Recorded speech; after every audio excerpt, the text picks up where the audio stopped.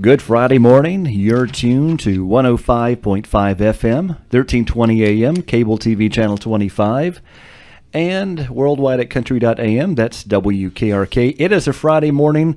It's around 11:05. It's actually 11:04, so we're going to start a minute early. We usually need it. That way we're not running an extra minute late now, right? There you go. Good morning, Sheriff. Good How morning. are you on this finally Friday? I am doing very well. The sheriff was telling me before the show, since we moved the show to Fridays, in his mind he's thinking it's Mondays now. Right. So this is kind of a Monday still. It is kind of a Monday for me. I wonder what I'm going to do tomorrow at work, and then I realize, oh yeah, it's Friday. It's Tomorrow's Friday Saturday. now. So we get to end the week on a good note, and we were talking also before the show back in how things have changed dramatically with the calls for the sheriff's office between 1983 and today. Yeah. And I was just trying to what year did the 4-lane actually was that built through Murphy? I was a young child, so I would say somewhere in the late 70s. The late 70s? 78, 79. For some reason I'm thinking in my 80. lifetime too, it was one side of Murphy was built. Was it to Andrews, but not all the way to Tennessee? Right, yeah. I remember as a child, I was born in 72, and I can remember as a child still using the 2-lane road to go between Murphy and Andrews, and when they were building the 4-lane. But I was very young, so I'd say I was probably, 5, 6, somewhere along in there when they built it. I remember we used to go to the eye doctor in Asheville once a month when I had eye surgery when I was 1. So we had to go for every month checkup, and it took 3 hours to get to Asheville back then. Now it's under 2. Yeah. Because of just better roads.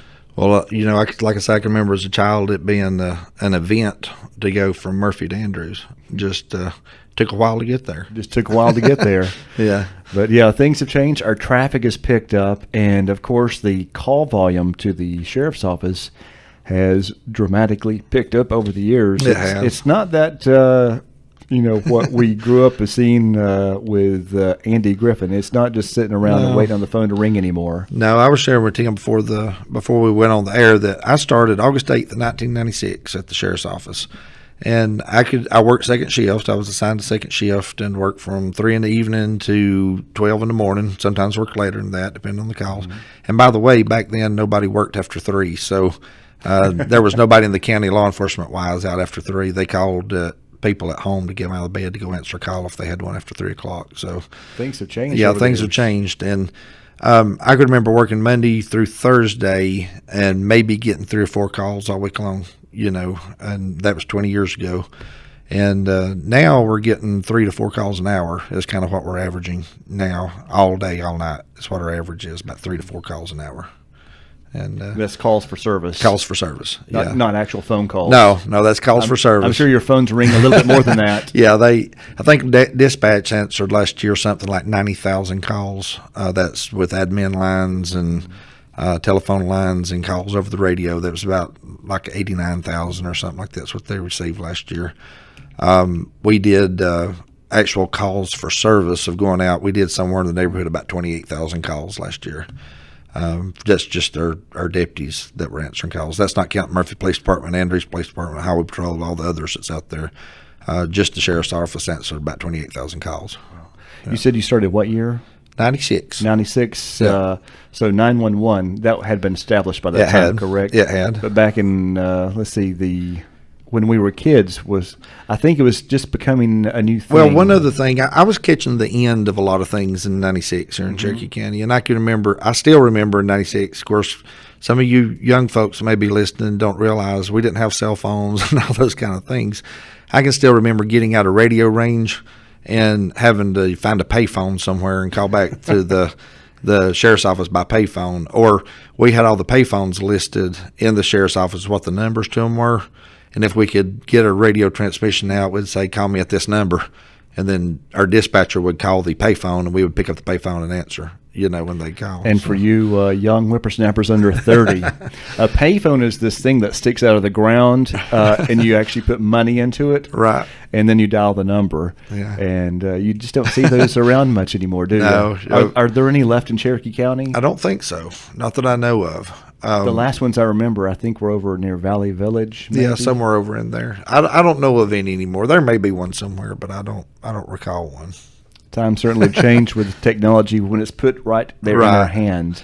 And, because of that, because of the increased service and because of the increased population too, we have grown somewhere from low 20,000 people to near 30,000 people now. So we've added about 10,000 people to the county in the last 20 years. We have got a lot more business, a lot more homes, a lot more of those type of things, a lot more vacation people coming through, summertime residents, things of that nature. Because of all the things that we're facing with the growth of the county, that requires us to add more officers out there, to add more patrol units, to add more cars, to add these things. And, I don't like for taxes to raise. I don't like for budgets to raise. I don't like for all these things to happen myself. I'm right there with most of the county. But unfortunately, as service needs grow, we have to grow with that. And when we grow with that, it increases budget and raises budget. So we have to always be mindful of that, to keep things as low as you can. And one thing I was thinking about the other day, that when I was campaigning and running for sheriff, I hope people understand this, that I was never against spending money. What I was against was spending wasteful money. Right. I was against wasting money. And so I think we've done a very good job of bringing that back under control and not wasting money. But the money that we are spending has been spent wisely. We've been able to put more cars on the road. We've been able to put more people out there to be more proactive in areas. And, we've been able to add the extra patrol list and things to the county. So if you have things out there that you're seeing, that you need some extra patrol in your area, or you're going to be gone for vacation for an extended period of time, and you just want your neighborhood patrol a little bit more while you're gone, you can call up the sheriff's office, request to have that put on an extra patrol list. And it's not a guarantee that we can get there every day, but it's that when we're not answering calls and we're not tied up, we try to hit these requested areas and go to these extra places to try to have a little bit more presence there and be seen a little bit more. When we were talking about cell phone activity there, I just realized that really has changed the scope of the way the sheriff's office does business.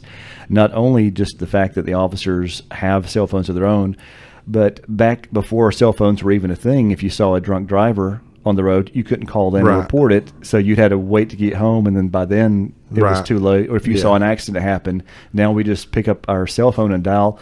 So I could just see, because it's so convenient now, we're calling when before our hands were tied until we could find a phone. Well, one of the things we've also done with technology changes is that we had a very large cell phone budget when I took over at the sheriff's office. And what we've been able to do is move that money around, and we don't issue cell phones like they did before with the previous administration. But what we've done is we've moved that money into other technology areas.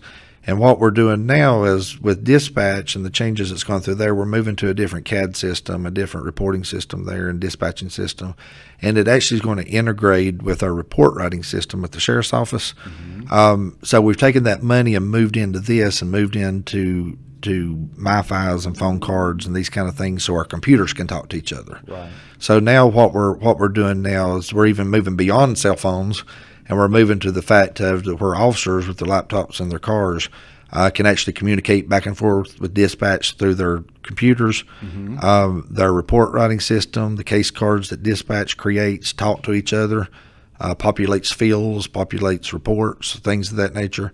And then the officers, even from their cars, can run tag numbers, can run different things to get that information at their fingertips. We can transmit pictures across the laptops. If we've got a missing person or something of that nature, they can send that picture out to the officers. They can open their laptops up. It pops up there and shows them who's missing. But as we're progressing with this, we're actually moving to a phase to have our cars GPSed at some point in time in the future, to where the dispatch can actually, on their monitors and consoles, can watch the cars and see where they're at in the county.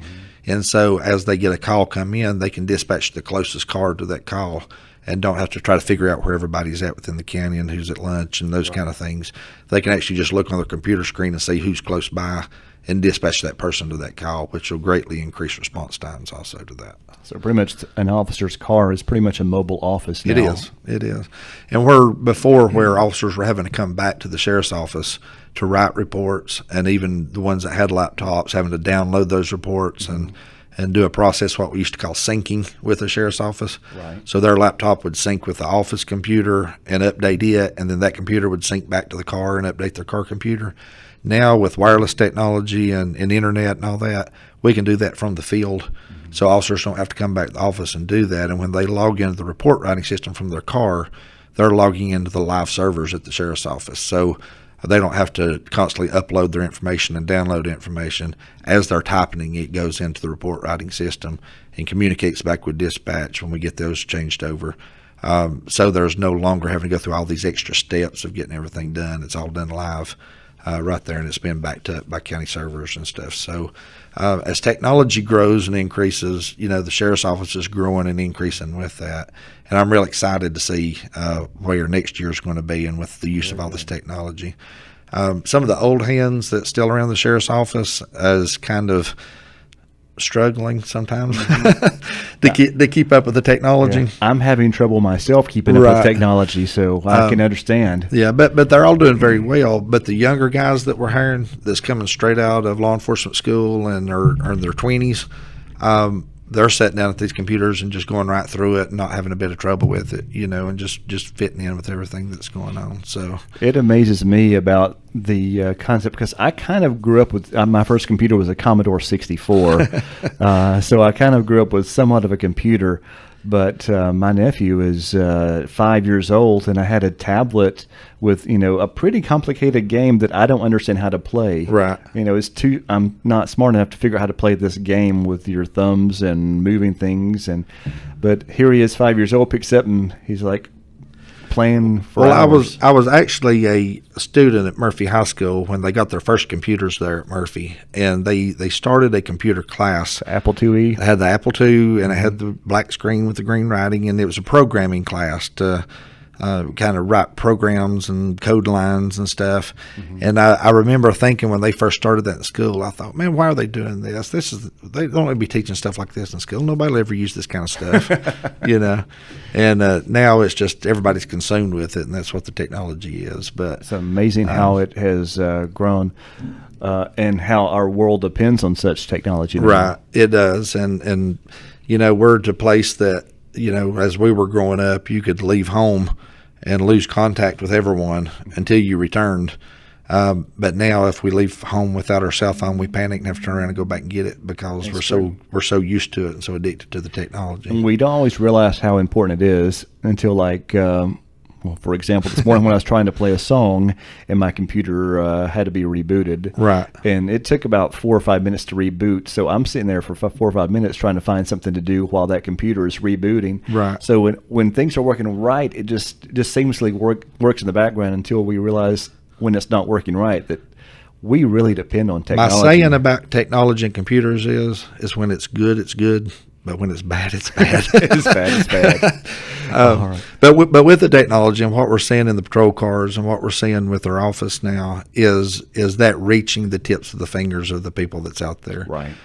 We can actually, now talking about cell phones and stuff, when people call in and want to speak with the officers, through this technology and through these computer systems, the officers can actually use their own personal cell phones and call through the computer to people to return calls, but it doesn't show their number, their personal number, or it doesn't. If someone tries to call them back, they can't call them back on their personal number. So they can actually use their cell phones with these programs, but it still gives them a little privacy and still checks, where people's not calling them at home and things of that nature. But with this technology also, we've moved into a place that's what's so great about it is that when you do have an Amber Alert or Silver Alert or some of those things come out, those officers not only has that information at their fingertips, but they can also get the photographs, can get all those things at their fingertips. So if they're looking for a child or looking for an elderly person or someone out there and they're not sure whether this person is them or not, all they have to do is open up that computer screen and it's got their picture there. and they can identify whether this is the person or not the person I'm looking for. And that really helps out so much. If you just have a description, blonde hair, blue eyes, 6 foot tall, Right. that could be a number of people. Having that picture actually to refer to and just, Right. it's like, Yeah, you can actually like side by side, hold it side by side. Yeah, this is you. Or, that's yeah. a definite identity. And also, it helps too when people that's using fake identities, and you've done a traffic stop, and someone says, "Hi, my name's Tim, but I don't have my driver's license with me." Well, what's your date of birth? And they give you date of birth, and you can run those officers can run those driver's license and actually go through the DMV file and pull the picture of that person up. And they can go back and say, no, try again. This is not you. So who are you? Right. And then a lot of times if people's got warrants on them and things of that nature, they use their cousin's name and birth date, or they use their brother or their uncle or whoever. But with the technology, it cuts a lot of that out, where the officer can readily identify people and find out who it is they're dealing with. All right. We're going to be talking about back to school here in just a minute, because that's starting on Monday. Before we do that, we just want to take a moment, and we played a song in memory this morning, and just say our thoughts and prayers are with the Maryville, Tennessee Police Department. Absolutely. And yesterday afternoon, an officer, 32 years old, lost his life in the line of duty. And I know that I think he had 3 small kids. Yeah, I know that hits hard for you and all other law enforcements, and just this is close to home. It is. I mean, it has to take a toll. Well, every day, and this is something that people don't realize, because when you get up to work of a morning, you go to your doctor's office, or you go to your bank, or you go to most places. Most people, when they get up and put their clothes on in the morning, take a shower, they don't think about, I may not come home today. Right. But police officers, law enforcement officers, every day when they put their badge on and they walk out the door, the thought goes through their mind, I may not come home this evening. Right. And the thought goes through their mind of trying to be safe and trying to make it back to their families. And even every time a call comes out over the radio, it goes through that officer's mind of, I may not make it through this call. And so that does take a toll on officers. And I'm a proponent of, and I understand why they don't up to this point, with the state, but North Carolina has a 30-year retirement for law enforcement. Mm-hmm. And I've discussed this with different people throughout the state and within even local officers. My opinion, 30 years is too long. It is too long to do that day in and day out. And a lot of other states have went to 20 and 25-year retirements, and I would love to see North Carolina do that. You can retire at 20 years as a police officer if you're 50 years of age and you've served 5 consecutive years before you're 50. You can still retire at 20 years as a police officer, but it's at a greatly reduced rate. So a lot of people just hang on for that extra 10 years, to get a full retirement.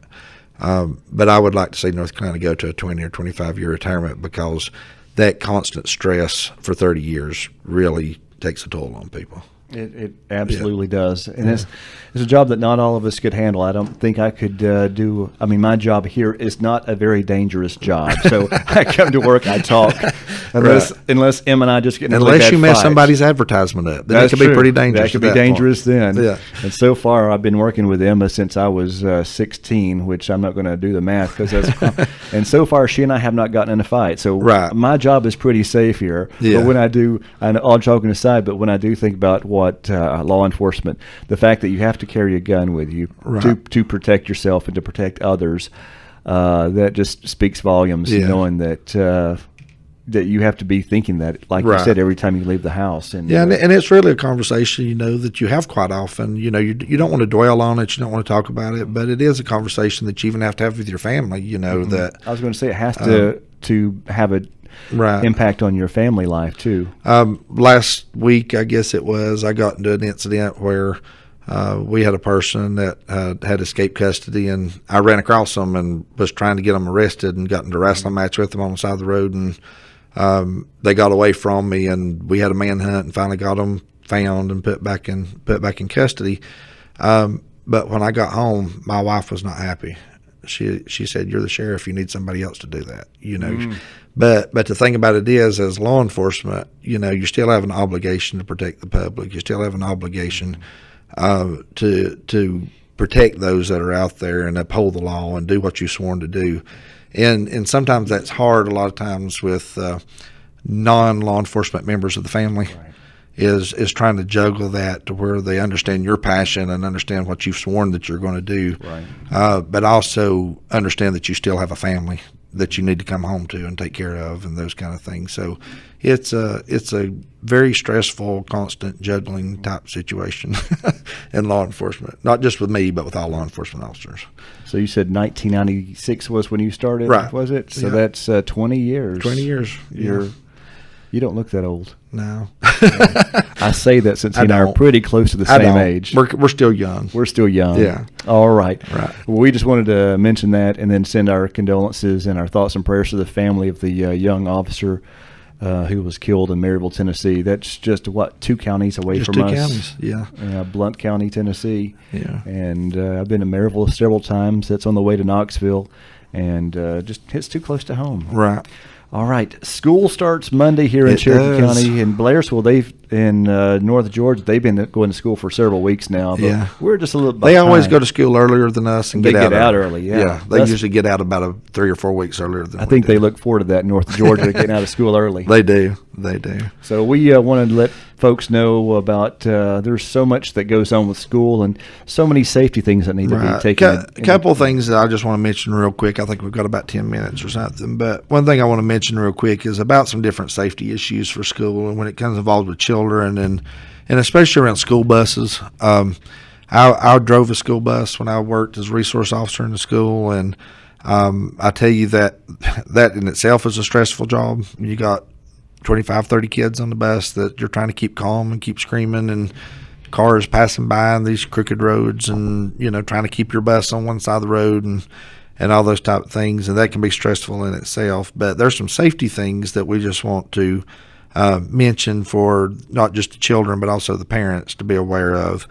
One thing that we always want to remind people is that if you're riding a school bus and your child is going out to meet that school bus, try to have them at that school bus stop at least 5 minutes prior to the bus arrival. They do schedules for stops on the school bus, and they're generally pretty accurate. They get within just a minute or two of where they're supposed to be there on most days. So once you understand where your time is and the bus is going to be there every morning, try to be there 5 to 10 minutes early before the bus gets there. And when you get there early, that's so the driver, as he's coming and he's coming up to your stop, you're not running toward the bus. You're stationary. You're at a place where he sees you and you can see them coming up. And while it's approaching and it's coming up to you, if you're there waiting on the bus, at least take about 2 or 3 good giant steps back. A lot of people want to stand right on the edge of the road or stand right where the bus is coming.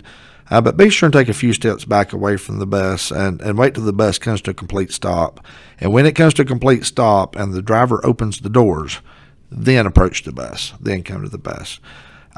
We know there's different incidences where kids have an accident, they fall, they trip, and could actually fall out in the roadway in front of the bus. Or if something happens in the roadway where the driver has to swerve or has to slam on the brakes or something, it could cause that bus to actually move over several inches. So we want to make sure that people stay away from that. Those are pretty bus heavy stop. too, so they're not easy to stop. Yeah, they're right not on the easy to dime. stop. They take a while to get slowed down. And also, as that bus driver's approaching, if you're waiting there as a parent or with your children, or if you're older children that may be listening, be sure to make eye contact with that bus driver. Make sure that you see him and that he sees you. Make good eye contact with each other. And a couple other things we want to mention is that as the bus comes to a stop, whether it's at the school or whether it's at your stop, never ever walk behind the bus or walk around the bus. Always stay on that passenger loading area and never try to walk around the bus because other cars could be coming by, could be passing the stop sign. The bus driver can't see you when you're in the back. Those buses are real high off the ground. And so for children that walk around a bus or get behind a bus, that driver can't see you in his mirrors. He don't know where you're at. And so if you get back there and he didn't see you go behind the bus, there's potential for an accident and potential for bad things to happen. So I always stay in front of the bus or on the passenger area of the bus when being around that. I do have a quick technology question Okay. because I know that you may not know the answer to Right. this either, but I know all newer cars have to come equipped with backup cameras. Right. Are school buses, are they also under that? They They are not. They are not. Yeah. So they don't have to have They backup don't have the cameras. backup cameras, and they also do not have the seat belts. Buses are not required to have seat belts. Okay. But one thing that a lot of the buses are equipped with now that they started with a couple years ago and are working more and more toward that is getting the stop arm cameras, where when the stop arm's out, they have a video camera to the front and to the rear of that stop sign, and then there's actually a camera on the side of the bus.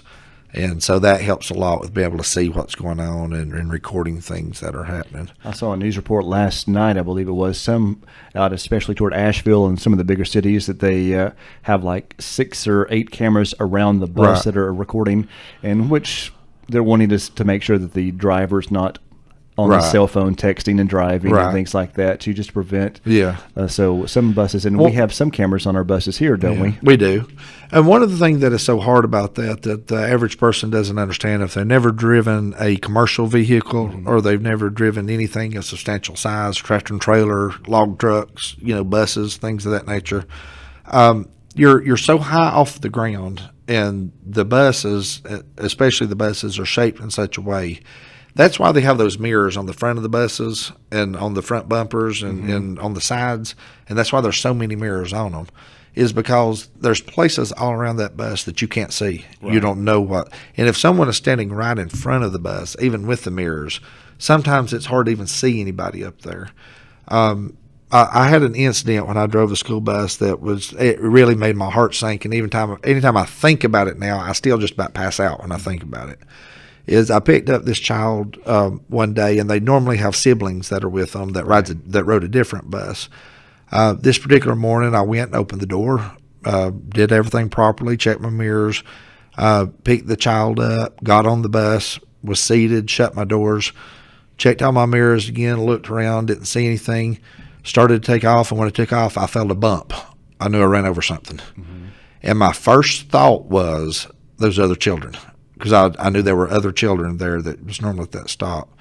And literally, I almost passed out driving the bus. I thought I'd run over a child. Oh, wow. Come to find out, it was a pet. It was a pet that had run under the bus as I was loading, and I didn't see it go under the bus. And that's bad enough in itself. People Right. love their pets and don't want bad things to happen to them. But that feeling of not knowing what it was, that feeling of I've just ran over something and I don't know what it was, and thinking it could be a person. It just leaves a sinking feeling inside you.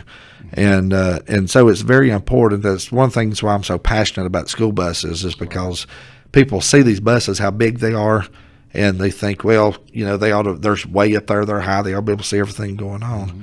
But there's so many blind spots and things around those buses you can't see. So be sure, and not to walk around buses, not to be behind them, on the driver's side of them, things of that nature. And they're carrying such important cargo. Right. The most important cargo you can carry.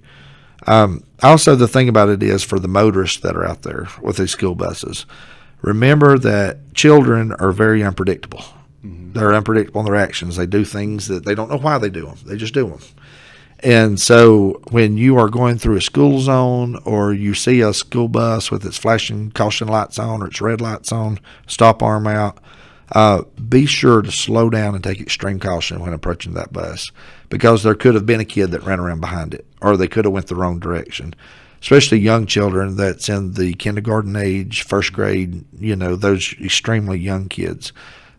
Sometimes they're not they don't know what to do. They don't know what the instruction is or what they should do. And so as getting off bus one day, they may have a different idea. Why don't I do it this way today? And do something completely different. So be careful when approaching a school zone, or when going around the school bus, especially they're even at the schools, when they're loading and unloading from buses, or even if there's no buses around.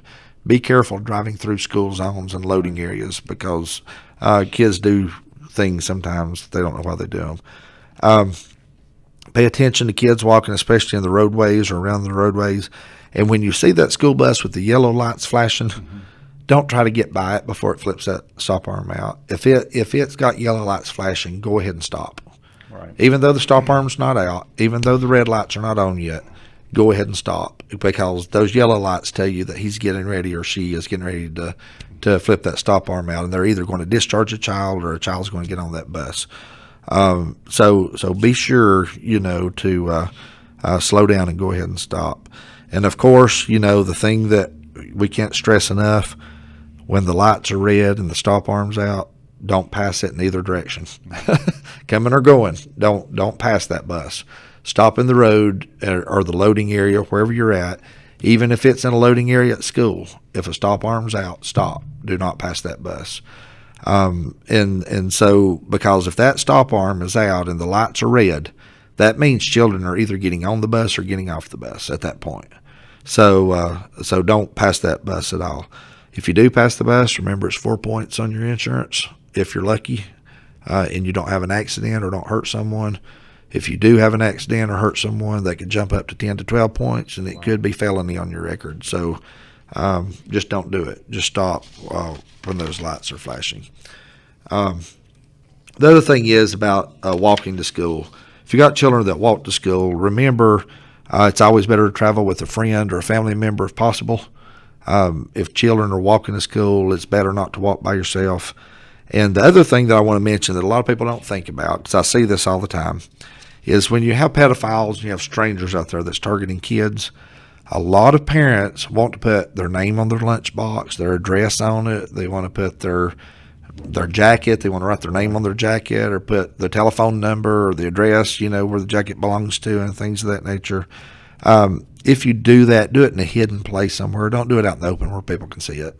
So if you have a child, especially that's walking to school, that's walking down the street, you don't want them swinging a lunchbox with their name and their address on it. That makes sense. That's a lot of parents may not think about things like that, but we do live in that world, and so you don't want someone targeting your child just simply because you wrote their name on their lunchbox or you wrote their name on their jacket or something like that. So don't do that.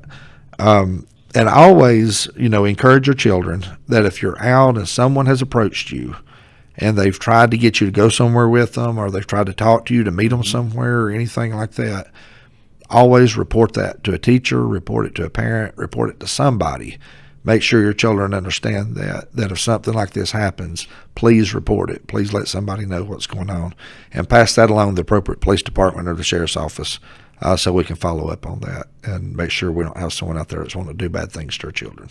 I know we have a lot of young drivers out there too, and I know the schools do a good job with education about texting and driving, but it can't be stressed enough. We shared a video on our Facebook page last night about it's called "Why Do I Text and Drive?" And it's worth a watch. We can learn from situations from other people, and it's a real life situation of what tragedy can come of just leaving your eyes from the road from just a few seconds. Well, the thing about it is, one thing is people always talk about gun safety, and that bullet that comes out of that gun can kill people and hurt people. What a lot of people don't realize is when you're driving an automobile, that's a 2,000-pound bullet that's going down the road.